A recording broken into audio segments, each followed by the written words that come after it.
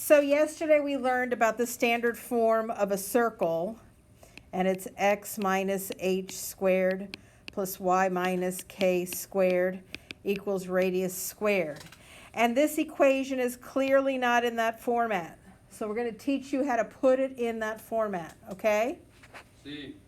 So we're doing something what's called completing the square, which you've probably done, but it's a little bit squirrely, okay? I call completing the square plus box.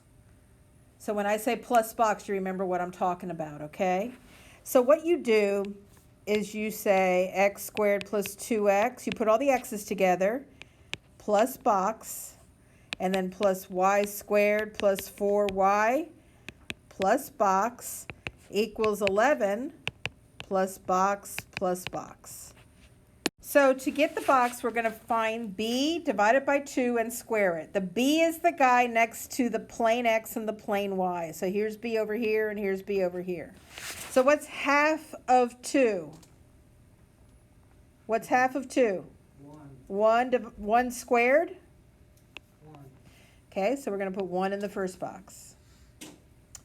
What's half of 4? 2. And 2 squared? 4. So we're going to put a 4 over here.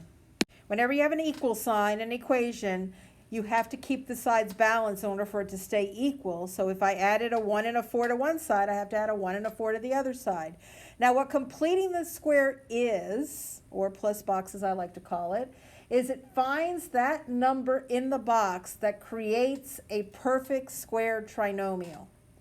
So all of these are going to factor the same way. I'm going to show you how to factor them. They're very easy. You're just going to do x, this sign here, which is a plus, and then you're going to do the square root of this guy here, which is 1 squared, and then y, that sign there, and the square root of that. So plus 2 squared. And the last one, you're going to add 11 plus 1 plus 4, which is 16. You can factor it like you used to do in any class you've taken here for factoring. What times what is x squared? X and x, right? What times what is 1 added together is 2? 1 and 1, right? Yeah. And that's x plus 1 squared. You're just factoring like we did in... So what is the center of this circle?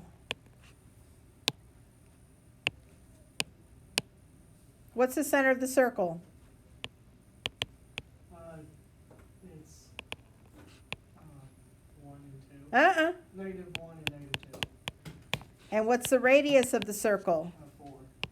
The square root of 16. Okay? If we were to graph this baby, you start by graphing the center at negative 1, negative 2, and then you go over 4 in all directions, and then you draw your circle.